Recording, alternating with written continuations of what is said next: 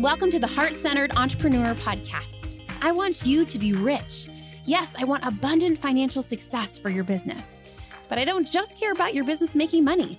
I care about you too. I want you to be rich in happiness, in the impact you make, in your relationships, and in how you give back. I'm Anna.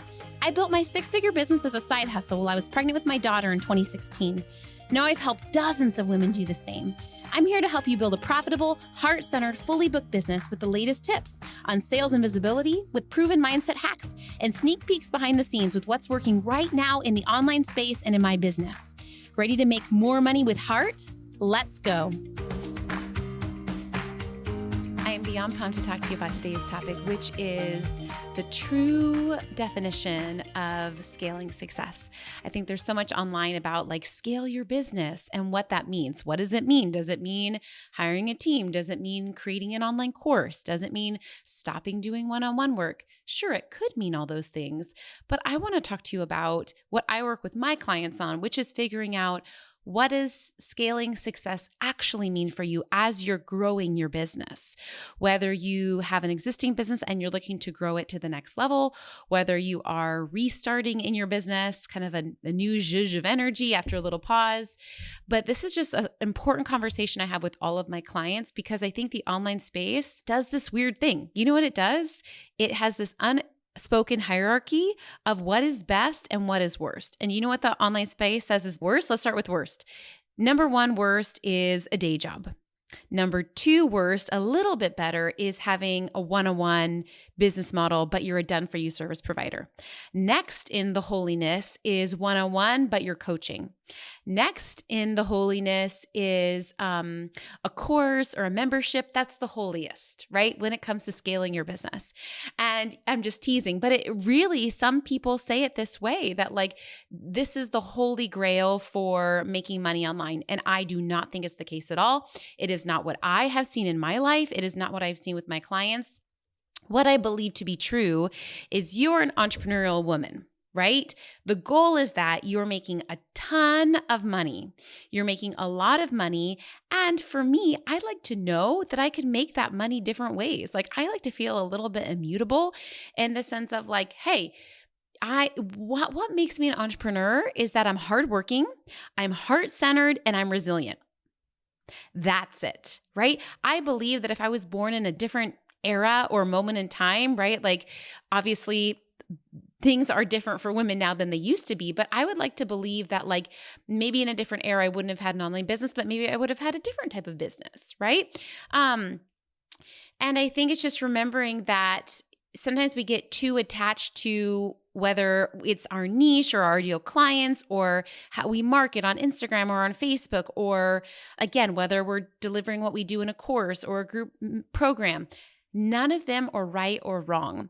It really is, what I've found for my clients, more about what is most important to them and what matches their personality.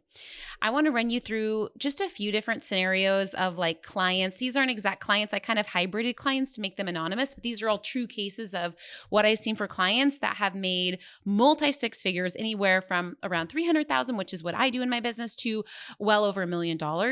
And so client A, right? Course-based business, mostly uses social media, does some advertising, but doesn't have a lot of one-on-one calls. It's mostly a course-based business, and that's how she spends her time, right? Another client has about 5 large clients and doesn't do any social media marketing. Does a little bit of some conference attending, but really has 5 very large recurring revenue clients. Another, let's say client C, again, has recurring revenue with coaching clients and doesn't do very much social media, some Facebook visibility, but mostly recurring clients in that way.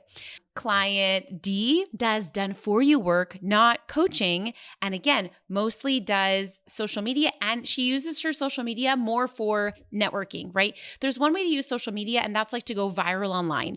Another way is to use it like I use it, which is like an extension of my networking. I'm getting visible, I'm posting, I'm trying to connect. Yes, I'm trying to get engagement, but I'm mostly trying to create conversation and connect. And then other people can be like, ooh, you should check out Anna's Instagram, blah, blah, blah. I really use it as an extension of a networking tool. And for me, that's taken off a lot of pressure. And I think why some of my stuff has gone viral is because I'm not insistent on that, right? I really know that for most of our businesses, it is enough to not have to be social media superstars. And the reason I'm saying that is no matter what income stream you pick, it's more going to depend on, number one, your personality. Like, do you like being on Zoom calls all day? Do you like to talk to people and help them with their problems, right? Or do you prefer to, like, if you have a course-based model, you're going to spend more time marketing and less time actually helping people.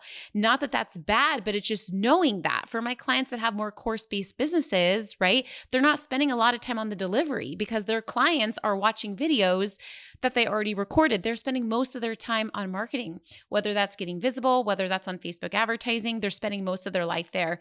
That is why for me, I have chosen a business model where I do have some course options, but most of my stuff is mastermind and one-on-one and stuff where I'm coaching people in real time because that's how I like and enjoy my business. And I would be miserable any other way because I like helping people. Like that is what fuels me. So it's really about figuring out what do I like to do versus I've had clients tell me like, oh my gosh, if I had to sit on Zoom for 4 hours in one day, listening to people's problems, like that's not it for me, right? I'd rather be like on my couch, like doing my OBM thing, doing my VA thing. And so it really is, again, picking what makes sense for you as you grow and scale your business. And that might mean different revenue streams in different eras. It also might mean, so maybe let me jump to like how I define success as I scale my business personally. For me, I want to make more money every year. For me, I want to work minimal hours every year. That being said, I'm someone that likes to work and help people. So a business model where I'm working like 5 hours a week really isn't it for me. Like I like to work 15, 20 hours a week. Like I enjoy it. Okay. And so for me, it means being mindful of my hours. For me, it means every year feeling like my clients are more and more aligned because when my clients are aligned, number one, I'm enjoying my job. Number two, I'm finding they get results. And that's what I want to do is actually help people. Right. And so I'm pretty detached. I remember like, and this might sound a little weird, but I remember like going into my business and being really open to my coaching niche, right? And being like, I really want to help women. I'm pretty open to what I'm going to help them with. And that's why I kind of dabbled in a few different niches. I ended up picking business coaching because I noticed this theme that the women that I helped with their businesses after I had done life coaching for a while, they were the most ambitious. They were the ones that were driven. They were the ones that were invested. They were the ones that were like, I don't know, like loving it. Like they wanted something more. They were willing to, and that for me, like even in real life, like that's who I become friends with. Like women that aren't satisfied with settling. You know, there's like something about that I'm like, yeah, I want to help you get through anything. Like if you want, like there's this saying in therapy, like don't work harder than the client. And I think sometimes that can be frustrating if like we are ambitious women and our clients aren't. And so the nice thing about having ambitious clients is they want it. They want to grow. They want to change, right? And that as a coach can be really exciting for me because I also am ambitious. So for me, I am pretty detached from a lot in my business outside of, for me, scaling my business is kind of picking like, I try to pick one thing. Like this year, do I want to like make way more money? This year, do I want to like tighten my hours? Because for me, right, like making the same amount of money but working less hours feels like a win, right? Making the same amount of money but having even more enjoyment in my work feels like a win. And so it's really, for me, those are the levers that make it feel like I'm scaling my business, that my business is becoming more profitable, more fun, and making me more happy. That is the win for me, right? That might look like launching a course. That might look like running a mastermind, right? But again, it's going to depend on what you most value. I have helped several of my clients that are done for you service providers add on coaching as a revenue stream to that. I've also helped some of my clients that are coaches realize like, oh my gosh, like I actually don't want to do health coaching. I like designing websites and I like doing things for people. And I like kind of like sitting in my quiet room, right? Like, again, it's much more of a match to personality and life era, right? If you need to have really restricted hours. For me, my kids are in grade school now. So I do have those hours where I can be coaching for 15 hours a week or whatever. But it's really looking at, okay, what am I most valuing and what does success look like for me right now? And what does success look like for me year over year? I found this really interesting thing that for me in different areas of my life, I almost feel like the universe like gives me a part-time job. Let me tell you what I mean. So like right now I'm working through some very complex personal legal stuff, right? That has to do with family stuff, not related to my business, right? But that really is a full-time job, a full-time demanding job. The beauty is because I've created a business with not just a savings account of money, you guys have heard me talk about this, but a savings account of time buffer, it's not really affecting my business too much, right? Because I have an amazing team, right? I have amazing understanding clients if I need to reschedule something, right? I have systems set up. Like it's really like a little machine over there. And because I plan my work week on 3 days a week and I work 3 weeks out of the month, I've done something that I think I've never done in the history of like 12 rounds of my mastermind, you guys. I bumped a group call we had down to the next week. I don't think I've ever moved a group call in the history of the mastermind, to my memory. And I felt so bad. But like, again, for me, why was I able to bump the calls down a week? Because that week after I had blocked my calendar off. So that's why I really advocate for women with online businesses doing the 3-day work week and the 3-week work month. Not that you can't work that time. It's just so you have that buffer when life lives. And I don't know about you, but I don't have a very easy life. I saw this reel the other day that made me cry. Did I tell you guys this? That was basically like, God made some of us strong. And in some ways I don't like that, but I'm like, I do feel like that's me. Like, I feel like I'm a fighter. I feel like I'm resilient. And I feel like I've gone through so much in my life, but it's become significantly easier after I've owned my business because it's like, again, like I have that buffer, right? It's like, okay, this thing came up, but I managed my calendar to run my business on 3 weeks out of the month. So when something comes up, I have that buffer week to use. And here's the thing about having margin. It's important to create financial margin, AKA a savings account. It's important to create time margin, AKA reduced work hours.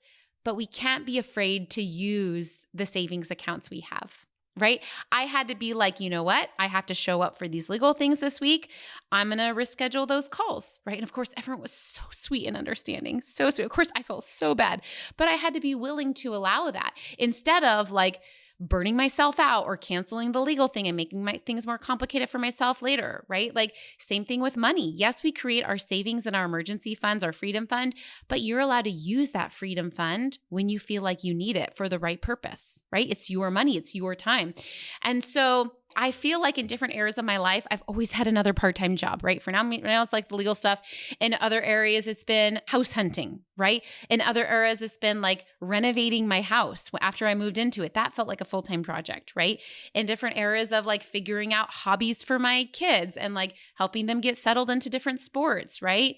When I had a chapter of hair loss and some health stuff, right? When I was planning to take my kids international for the first time, like that required a ton of logistics and calls. And I want you to say out loud right now, the thing that feels like a full-time job to you. Maybe it's managing something with your kids. Maybe it's managing your health. Maybe it's caring for your aging loved ones. Maybe it's really researching and getting better at money. We all have these things. Maybe it's a hobby. I hope it's something positive like a hobby, right? For me, I love dancing. But this is why it's so important for me and why for me, scaling my business equals having those buffers. And really, I think the buffers help you have the scaled business in a way, right? You've heard me, I've talked this on a million podcasts, having, money reserves, having time reserves, and having energy reserves, right? Because I just think it's so essential for me, I feel like the definition of a scaled business is, do you have a business that supports your life? Do you have a business that supports your values, right? Do you have a business that holds you and takes care of you? And for me, I really feel like my business is I carry a lot in my life as a single mom, but I do feel like my business holds me and carries me and loves me through hard times. And I think I've had to do a lot to get it to that place of being able to support me. I had to niche and get visible and do good work and care about my clients and hire a team and all the things, right? But I also think that for me, that is what scaling is, that I can have a really relaxed job that I love. And I think that sounds so simple, but it can be hard to create, right? Like in some ways it's the dream. Okay, how do I make $3,000 a year on 3 days a week doing work I love? That I feel like for so many heart-centered entrepreneurs is the dream. And so it's for you, it's getting clear on what is the work I love doing in this era? What does that look like? Or maybe for you, it's 2 days a week, right? Or maybe for you, it's $1 million a year. Doesn't matter what it is.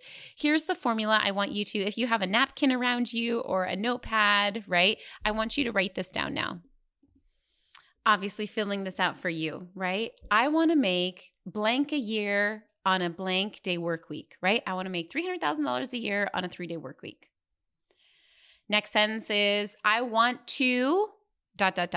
For me, it's make more money every year. I want to work less hours every year to a degree, right? I want to have more and more aligned clients every year. And then the last one is, I want to have margin for, and list your other full-time jobs. And this can be bittersweet because I get that sometimes, whether it's like some of my clients have been through really serious health diagnoses, right? And that's their full-time job. Like it's sad because sometimes the thing that's our full-time job we didn't choose. Maybe it's one of our children has like a challenge that we're helping them with, right? Like, but still, can we still be at least grateful that we have a business that gives us the space for that, right? I'm so grateful that, I have this business because I want to create margin for blah, blah, blah.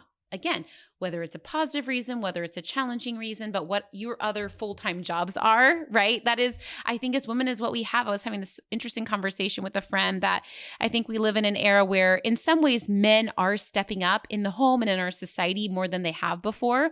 But I also think we're in a dynamic where women are, maybe men are stepping up 10%. And yes, I love them and appreciate them for that. But also women have not 10%, 80% more than we used to, right? So many of us are carrying such a big burden, not just like even for us that don't have children, right? For those that don't have children, just I think as a society, women are carrying and stepping up more than ever, which I think is a beautiful thing. But I do think it leaves us in this big juggle of having the full-time job of like caring for an aging loved one or caring for our kids or whatever it is on top of, caring for our homes, caring for our children. It's just a very complex situation. And I feel like having an online business is almost the saving grace to that, right? But I just also want to say it doesn't make it any easier. So sending you a big hug, sending you so much love for all you're carrying, and take some time this week to define what scaling success looks like for you, right? Again, it may or may not look like an online course. It may or may not look like, oh, that's the other thing I wanted to say, right? Like, again, there may be an era for me, like, right, I went to school to become a therapist. I have my master's. I could go out tomorrow and get a job as a therapist. I'd have to redo some of my paperwork, obviously, right? But for me, I consider that one of my income streams. And honestly, that gives me a lot of stability, knowing I have multiple ways to make money. And if for some reason next year I wanted to like go out and get a therapy job, I wouldn't shame myself for that. Like, I don't think that day jobs are better or worse than businesses, right? I think we all have different skill sets and options. I think we should build up our income streams one at a time because it's easier. But I do think, again, remembering the goal is that you're making money as an entrepreneurial woman, that you're happy, that you're around people that respect you and love you, and you're doing work that matches what you most need right now, right? Do you need to be more available to your kids and have less time on Zoom, right? Really getting clear on like, what is it? And just dismantling that silly hierarchy of what's the right and wrong way to make money. There isn't a right and wrong way to make money. It's just what most aligns with you. And again, increasing those little metrics. If we had like a little bar chart, for me, it would be like, okay, more money, more aligned clients. I was talking to a potential client today on the phone actually, and she was like, I just want to thank you because it really seems like you care and all of our sales. And I'm like, it's because I do care. Like, that's not even a marketing tactic. Like, I care about people. And of course, like if I'm engaging with someone and they're not a paying client and I'm feeling like it's not going anywhere, of course I'm going to like disengage with them and like move them to cold, right? Like, but in general, like I really am unattached to like, that's, I think what I love so much about like online marketing and sales and visibility as a heart-centered entrepreneur, when you finally get it, is you just have to be yourself. Like so many of the tactics that I teach in my mastermind around sales and visibility and client attraction, people end up being like, oh, that Oh yeah, that would feel good. Oh my God, I can just do that. Oh, it's that easy. It's that simple. Oh, I just have to be myself. Oh, I just have to like invite them to a call. I just have to like, oh, I don't have to like force them to buy. I can just answer any questions they have about that's it. Right? It's so interesting because I think the online space has done so much when it comes to complicating sales and visibility that in order to teach heart-centered sales and visibility, it's almost like I have to unwire that thinking for you, right? And teach you at the end of the day, heart-centered women are the best at sales and marketing. If you read those silly books about like, what's it called? Oh, how to win friends and influence people and how to like basically all the sales books that you read, it's teaching you to manipulate people, right? Like say their names, smile at them, blah, blah, blah. When you're heart set, you naturally do that stuff, right? And so that's why it's like, I don't think you have to learn all these like fake tactics. Like I think you have to learn tactics because we forget to just be ourselves. Suddenly when we get to like selling, we kind of like if I'm with a paying client and they're struggling with something, I'm like, you can do this. You got this. You can do this. Right. But suddenly on a sales call, we're like, oh, I don't want to pressure them. Or we get weak and wimpy. Right? Instead of being our full selves in our marketing, right? When we're showing up online in our visibility, right? When we're with a friend, maybe we swear a little bit. Maybe we have an opinion politically or otherwise, but suddenly in our visibility, we feel like we have to be this like really put together, don't have an opinion, really vanilla, right? No, like it's safe for you to be who you are online and share your voice. And again, this sounds like really simple, but I get that it is so complex because we have so much conditioning in our society and as women around money and visibility and our work. And that's the complex part, right? But the reason I'm telling you this is just the reminder that at the end of the day, you just have to be yourself. Right. And so that should give you hope to know that it's possible to do sales and marketing in a way that feels good to you. And it really is, for me, learning heart-centered sales and visibility and marketing and sales tactics and stuff is the number one thing that has allowed me to show up for my family and buy our house and buy our car and create freedom out of really difficult situations, right? Because I had the skills of selling and visibility, which came natural to me. Because when I learned the sales and visibility skills, I was like, oh, this is just caring for and connecting with humans. And actually, I'm really good at that. And actually, I enjoy it. Like, the process of getting to a sale, the method of that is caring and connecting and supporting someone. Guess what? That's what we like to do, right? Like that is us to a T. So that's why I was laughing when someone said that on the phone, because I was like, that's not even a strategy. That's just me. Like, I just actually do care about how you're doing. And I want you to thrive and grow as a woman. Like it's my life's work that women are able to make money, right? And have financial independence and stability. Anyway, sending you the biggest hug and permission to scale your way, permission to set your goal, 300K a year, 500K a year, 1 million a year, 5 million a year, right? And trusting that you can make that whatever way you want, with whatever income streams feel good to you, with whatever marketing plan, whatever visibility plan feels the easiest to you. You have the option. You have the choice. If you'd like my support around it, I would love to support you in the mastermind. Again, this round, because I have another full-time job, a fun project that I'm working on this summer, I'm capping the mastermind to 12 women this round because I really consider you to be my private clients. And so if you are interested, please sign up for a CEO session. It's 20 minutes, helps me identify, the areas in your business that are holding you back from more income. It's free coaching. And then also I'm happy to answer questions you have about the mastermind and securing your space. But if you're interested, do not delay because my mastermind fills every time and I would love to support you. Okay, send me the biggest hug. Thanks for hanging out today. Please hit that subscribe button so you can make sure to stay updated anytime a new episode drops. And I would love for you to join me in my free Facebook community. It's called The Heart-Centered Entrepreneur. We discuss the podcast episodes. I regularly go live and do free trainings. And you may even meet your newest biz bestie. So you can join at heartcenteredcommunity.com. It's absolutely free and I cannot wait to see you in there.